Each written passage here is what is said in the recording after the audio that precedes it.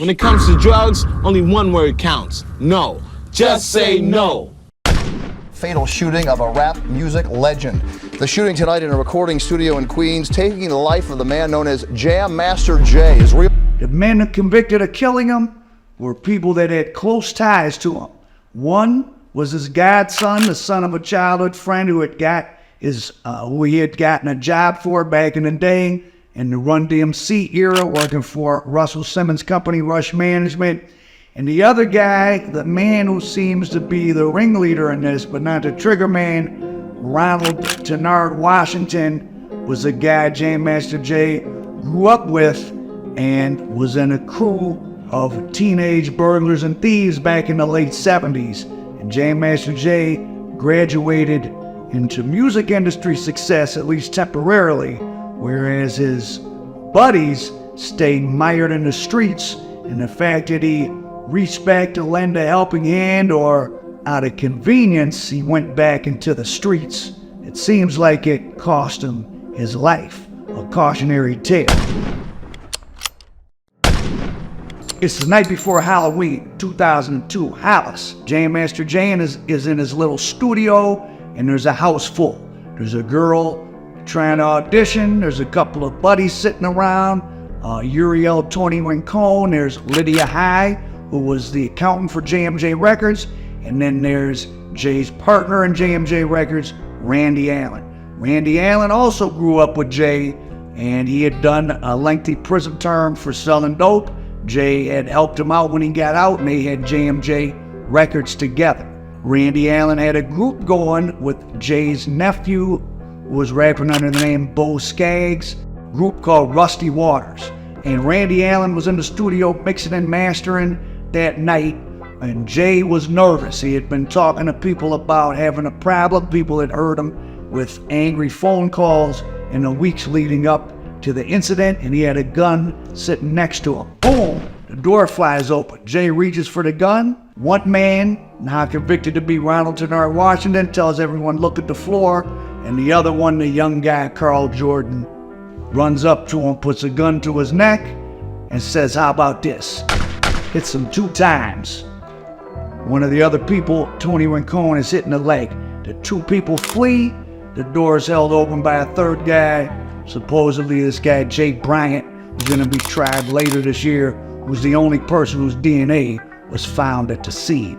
Randy Allen claims he didn't see the gunman, but he ran outside with a gun after the killers, but he didn't see anybody. Well, tonight, according to sources close to this investigation, 37-year-old Jason Mizell, Jam Master Jay, was working in a recording studio here in Jamaica. He and a 25-year-old male Hispanic were relaxing in a lounge near the studio when a man walked into the studio, gun drawn, and opened fire. Mizell was struck once in the head and killed instantly. The other man was seriously injured, shot once in the chest. Police have no one yet in custody.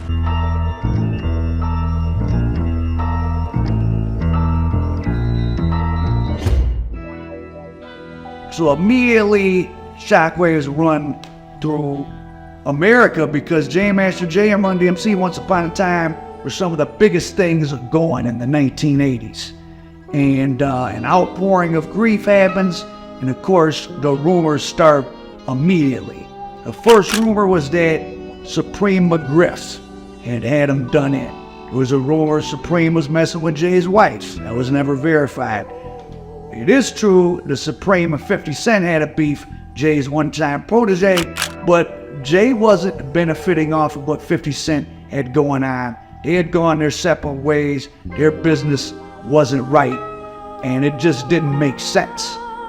Though, interestingly enough, Ronald Tenard Washington, the guy now convicted of being the man who told everybody to look at the ground, his girlfriend got on the stand and some other witnesses and said that Tenard Washington admitted to her that back in the mid-90s, he had killed Randy Stretch Walker. Randy Stretch Walker was the guy that was with Tupac when he was robbed and shot at the Quad City Studios. Tenard supposedly was in a gang beef with Stretch's brother, Majesty, and he thought he was shooting at Majesty, but he killed Stretch. Majesty went on to form a record label with none other than E-Money Bags, infamous Queens goon, who supposedly Jay-Z was scared of. Who did this, man? Let me know. Who did this? What? E-Money Bags did it. No, man. And E-Money Bags ended up being one of the victims of, circle back to Supreme McGriff. Supreme McGriff was convicted of paying a hitman to kill E-Money Bags for killing his man, Black Just, of the Supreme team. So all these Queens gangsters all kind of floating around what Jam Master Jay's doing at the studio and in the streets. So if you're around enough killers, sooner or later, you might get killed. But Supreme McGriff is not someone who ended up having anything to do with it, even though he did get convicted of killing E-Money Bags and others. And then the second kind of suspect whose name got put out for some reason was Curtis Schoon, who was upset at me that I repeated an unverified story about him and Jay in Los Angeles and some drug activity. But he does have a long, interesting interview on the Lord Jamar podcast where he breaks down why he thinks his name got put into it, and he was ultimately, totally, well, he wasn't exonerated because he was never even a real suspect. It was just a rumor, though he almost had to turn himself in. And he makes the claim that Darren Big D Jordan, one-time employee of Def Jam and Jay's childhood friend, who he says Darren started working for the Queens prosecutor's office and for the NYPD back in the early 80s, right around the same time Jay got him a job for Rush Management, and it's Big D's son, of course, who ended up being the trigger man, Carl Jordan Jr. So if Big D had police ties, he certainly would have been able to float rumors about Supreme, Schoon, or whoever and slow the progress of the case down, which may be what happened, even though Darren was never charged. And then another guy who a lot of insiders thought, had something shady going on was Randy Allen, Jay's partner in JMJ Records and a member of the Rusty Waters group with Jay's nephew, Bo Skaggs. Supposedly had a $500,000 life insurance out on Jay, which really is a bit weird when you're business partners, you do stuff like that. People claim Jay said Randy was embezzling money from him, but we have no documentation of Jam Master Jay saying that himself. So once again, that's just rumor and hearsay. The police don't seem to think Randy Allen was ever a suspect.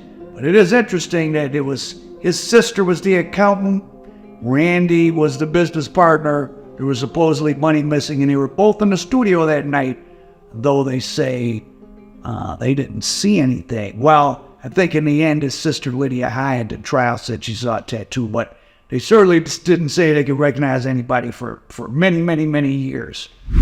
Interesting. Now, a few weeks after Jay's death, his nephew, Bo Skaggs, who would go on to become one of the early New York Blood rappers, Bo Skaggs got shot right there on the street in Hollis, and he went to the police and said that Carl Jordan Jr. did it, who was only about 19 or 20 at the time, and Carl Jordan Jr. was taken into custody.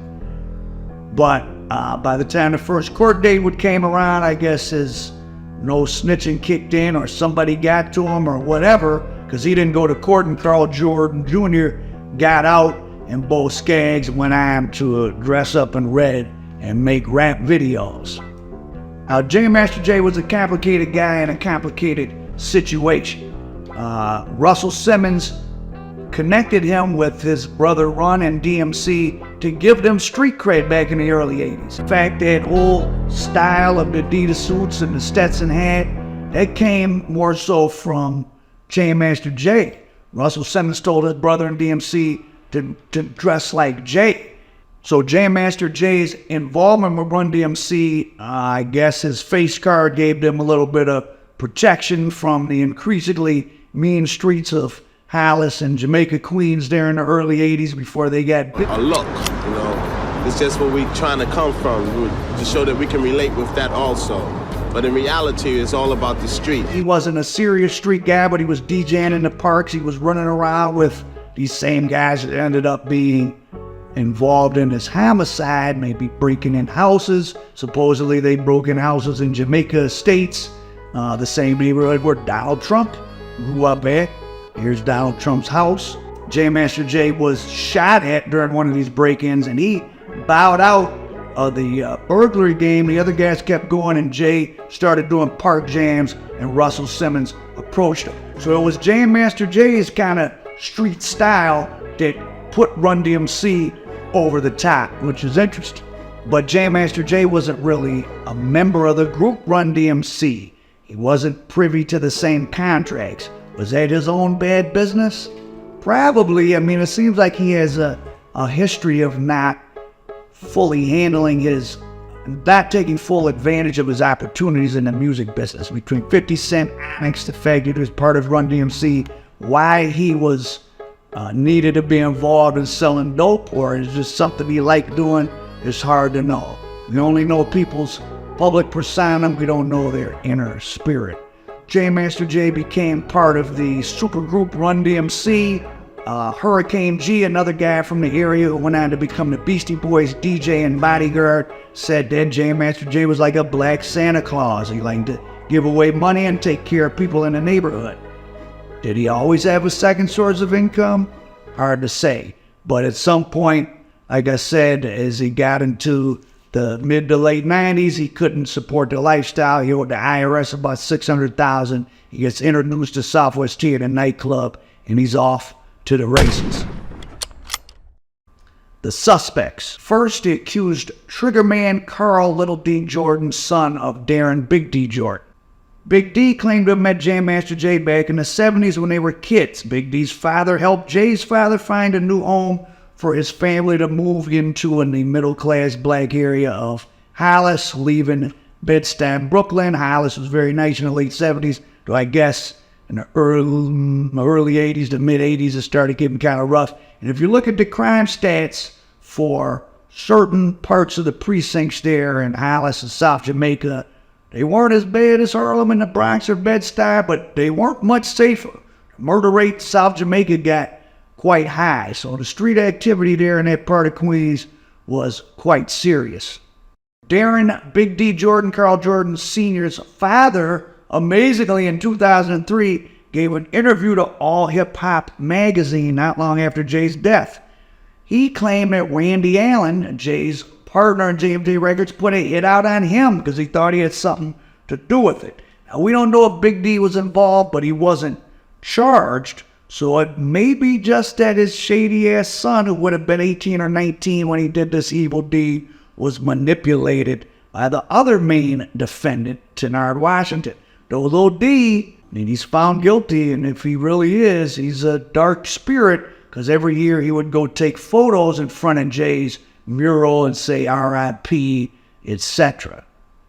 But killers are known for doing that. In fact, in homicide scenes, homicide detective often looks first through the onlookers, because a lot of times people come back and like to bask in the private glory of what they did, which is what Carl Little D. Jordan was doing. And someone sent me a message on social media saying they knew Little D and that he was known for setting up his own so-called friends to get robbed. There was also a Haitian cab driver that testified in the case that said that he, I guess, would be paid in heroin packs by Lil D to drive them around to do their drug trade more recently. And Little D admitted several times, or made exclamations to people, "I'm gonna do you like I did Jam Master Jay." Though that, to me, having read a lot of court cases, that sounds like something the police might have fed him to say. And this Haitian cab driver who's been sent back to Haiti, he's been getting thousands of dollars a month, and I think they helped him move to the Dominican Republic. And living in the Dominican Republic is nice, living in Haiti is horrible. So this cab driver, who just merely provided some hearsay testimony, got relocated from Haiti to the Dominican Republic and has been getting money for an apartment down there, which is a pretty big reward. So the New York prosecutors are definitely making it worth your while to give hearsay evidence, because they didn't have a lot of physical evidence. And like I said, Big D, according to Schoon, was probably some type of informant at the same time he was working for Rush Management. So, and up till recently, so some friends Jam Master Jay grew up with. He got this guy a job in the music industry, and at the same time he started would work with the police sometimes, and his son ended up killing him. It's hard to believe he wouldn't have known that his son had something to do with it, but the police didn't charge. Now the second suspect, Ronald Tenard Washington, is even more interesting. Tenard grew up with Jam Master Jay. He was part of that crew with Darren Big D, this other mysterious person named Yakeem, and Randy Allen, doing various crimes in Queens in the late 70s and early 80s. But Tenard got more and more serious. I think in about 87, he got into some type of fight with the police there in the 103rd Precinct. I think he shot at him. He eventually pled guilty to some type of assault, and he got a fine to 10. And he always had problems with the police around there, as you can imagine. He claims they would pick him up, beat him up, threaten to kill him. Well, gee, if you threaten to kill them or tried to, it's not a surprise. But Tenard went to prison by 86. He gets out. He starts doing some other robberies in the mid-90s. He supposedly kills Randy Scratch Walker, though he was never charged. And he goes back into prison for robbery. And he ends up selling dope down in Baltimore. And to show you what type of guy he is, I guess common knowledge in that circle, he had a cousin named Unique who stole 250 grams of heroin, which is a lot. Tenard shot him in the back of the head, put him in a wheelchair for life. So, a rough character. Tenard ends up in prison. He gets out like in 2000. He's down in Baltimore. He's trying to work some dope deal. Nobody wants to mess with him. He gets some counterfeit money. He spends the counterfeit money to get back up to New York. And he hooks up with Jay's, I guess, female cousin. And she lets him live in Jay's old parents' house. I guess they had passed by then or moved somewhere else. So Tenard was living in Jay's family member's house. But he has this bad reputation. The police don't like him. Big D Jordan, the father of the other trigger man, is supposedly working with the police. So this is a nasty web of people around Jay. I mean, now, right before the murder, Jam Master Jay supposedly was sick of Tenard. He had him put out of the house. Some people say Tenard's belongings had been put out just the night before all this happened. Tenard certainly had done a few robberies in the neighborhood of Hollis before this happened, and then he disappeared. Well, he kind of went on the run. Well, he wasn't a suspect, so he wasn't on the run, but he went on the run from the other robberies and did a series of robberies in different states, and he ended up getting a 17.5-year federal prison term. Little D was still in the neighborhood, but Tenard got 17.5 years for all these robberies. And but the backstory of Baltimore is that at some point in Washington, D.C., maybe in early 02, Southwest T met with Jam Master Jay and Yakeem, who's this other guy that grew up with them in Hollis.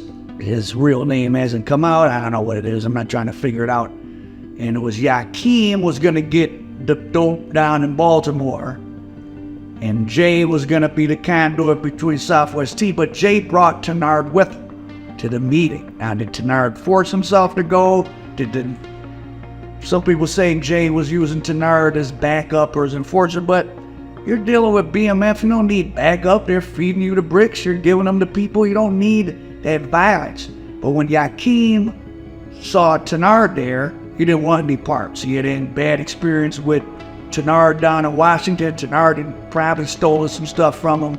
The Southwest T, of course, he got a smooth operation going. He don't want no parts of some people from New York and Baltimore's violent beefs. So that BMF Baltimore outpost falls apart. It wasn't going to be a one-time thing. It was that Jay was connecting T with, or he's introducing the T like, these are my people in Baltimore, we can constantly feed them. This would have been a step up for Jay. So this is the reason the feds say the quote-unquote drug deal gone bad. Well, it wasn't really a drug deal gone bad. It was a potential long-term relationship. But it's not Jay that soured the deal. it's Southwest T and Yakeem didn't want Tenard to be a part of it, per various informant sources introduced by the federal government as evidence, which is where I'm getting all this stuff from. So, the picture that's going on in the days leading up to Tenard and Carl Lil D running up in the studio, Tenard gets put out, his stuff's on the street, he's already started doing stick-ups. The deal with Baltimore has been messed up again because of Tenard's presence. Maybe Jay screamed at Tenard, you're ruining everything, get out, get out. And Tenard is probably not somebody to talk to like that. So I don't think that it was per se a drug deal gone wrong. I think Jay had this whole friend Tenard around him who was a violent person. It didn't have control of himself, and he talked crazy to him. And he somehow hyped Lil D up, or maybe it was his gunman street protege was into violence too, and they ran in there that night because Tenard knew he had to disappear because he'd already done some robberies in Hollis. There was no chance of any dope business in Baltimore, so he figured go out with a bang. Now, why all the people in that studio said they didn't see him, I mean, Tenard would have been so well known to Randy Allen that he would have known him just from his size and the way he moved. He was a childhood friend. Finding hard to believe he didn't know it was him, but the fact that Big D thinks Randy Allen put a hit out on him lets us know they thought that Big D and Lil D was involved. I think if Big D was involved, the police would have charged him. I think Tenard was just an idiot, live wire, violent person Jay shouldn't have had around him at all, who was aggressive, and finally people got tired of him, and he somehow talked Lil D, who must have had a personality like him, and he ran up in there and did the stuff on the spur of the moment. It wasn't for drugs, it wasn't for anything in particular, it was just brutality for the sake of brutality. So the trial consisted of mostly hearsay witnesses like the Haitian cab driver, Tenard Washington's old girlfriend, who said he told her about the Randy Stretch Walker murder as well as about killing Jay. And then you really just had, of all the people in the studio, you really just had Lydia High, Randy Allen's sister, who said she saw a tattoo that I guess Carl Jordan had on his neck, but she didn't see his face. And then there was a guy, Tony Uriel Rincon, I think, who was just kind of a neighborhood guy that would hang around the studio, who did say he saw their faces.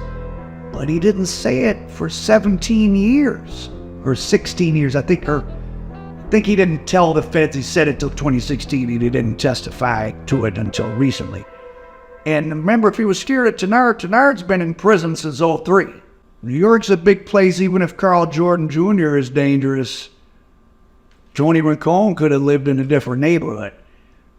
Seems like the feds, or the prosecutors, it seems like the prosecutors had to really piece this together. There's a lot of circumstantial evidence. The only DNA evidence is of the third guy who was charged, Jay Bryant, who was not known how his connection to these guys, why he would hold the back door open. Supposedly there's a hat with this DNA on it.